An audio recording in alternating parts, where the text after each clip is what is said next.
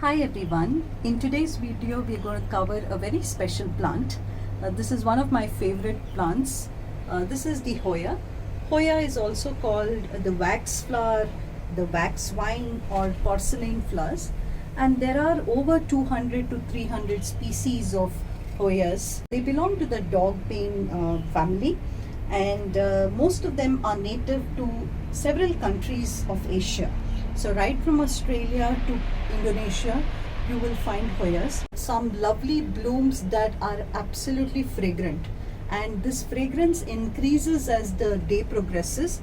So they may not be as fragrant in the morning, but towards the evening, these flowers really have a lovely fragrance that can, make your balcony smell heavenly. There are different varieties of Hoyas. I have a few of them here. So this one that you see, which is a fast bloomer, long, tall vine, this is Hoya australis. And you do have some variants in the Hoya australis as well.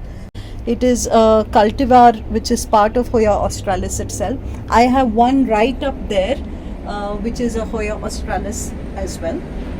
Now, the other variants, this beautiful sweetheart shaped leaf, this is Hoya kerrii, and this is a variegated version. Then you have these two variegated versions.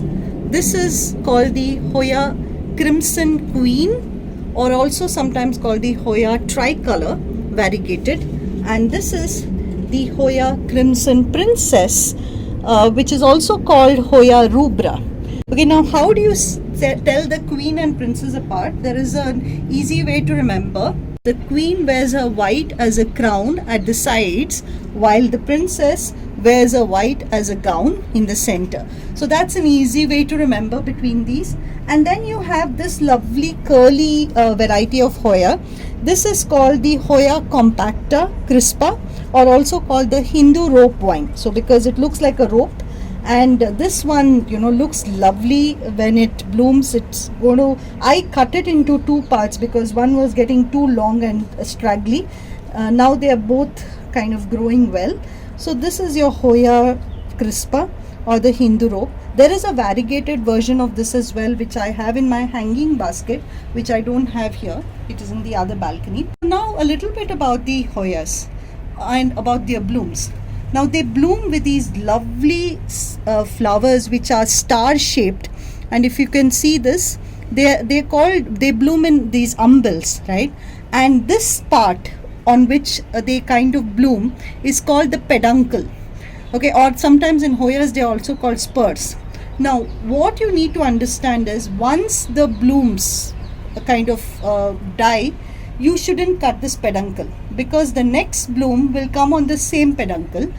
What will happen is the flower the peduncle will extend and the bloom will be on the same peduncle. So that's one tip, very important tip when it comes to Hoyas, not to cut. So you can see it here, right? You see this peduncle is right till here. There's a new bloom coming starting from the new part, the extended part of the same peduncle. So do not cut. So this one will bloom again. Do not cut any of the peduncles or spurs when it comes to Hoyas. Now, how do you treat a Hoya in terms of watering and soil? So you can do two things. One is you can either use succulent soil, which is more of the soil that is gritty with lots of sand in it, gravel, etc. for Hoyas. That's one direction that you can go. Or you can use orchid type of soil, and the reason why we use orchid type of soil is most of Hoyas are epiphytic again in nature.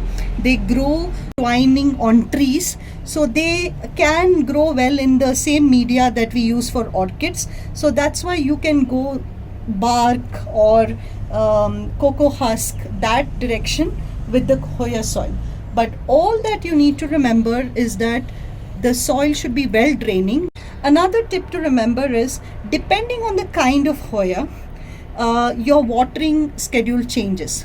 For the Hoyas which have these thicker leaves, right, treat them like succulents when it comes to watering, which means water them very rarely. On the other side, if you look at this one, this is a Hoya as well, which is blooming.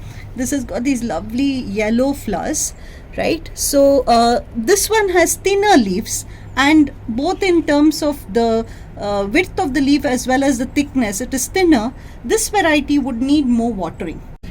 So I've spoken about the soil, I've spoken about the watering. Fertilizing, like any plants, Hoyas do very well with fertilizing. Please remember not to include too much nitrogen rich fertilizers, because first of all, you're not growing them for the leaves, right? You're growing them for their blooms. So use phosphorus and potassium rich fertilizers. As I said before in one of the videos, we do not fertilize plants when they are not growing. If they are dormant, let them be. When they are growing, you see some growing tips, that's when you fertilize plants. So that's about fertilizing. In terms of bugs and pests, Hoyas can be prone to mealybugs, especially this variety, the Hindu rope, with all of its crevices and curls that it has. Very, very easy candidates for mealybug infections. So if at all you see a mealybug infestation on your Hoyas, just use a little bit of neem oil and detergent. So maybe 5 ml neem oil in a liter of water with a drop of detergent. Shake it well, put it in a spray bottle, and spray thoroughly in the evenings. Okay, so that's how you can tackle a mealybug infection. Otherwise, they are pretty pest free. So this is all about Hoyas. This was given to me by my friend Rashmi as a small cutting, and in the last couple, I don't know, it's not even been 2 years, I think. Look at the size of the plant. Another thing to remember, since this such a big plant is in such a small little pot. Okay, Hoyas love to be root bound. They will only flower after they are well root bound. So don't move them. Keep the size optimal, or keep the pot size smaller, because these plants normally bloom when they are root bound. Otherwise, they'll focus first on growing their roots rather than focusing on their blooms. So that's really about this wonderful plant. I hope you can get this plant and add it to your collection. Let me know how it goes. Thanks so much for listening in patiently. Thanks a lot. Bye.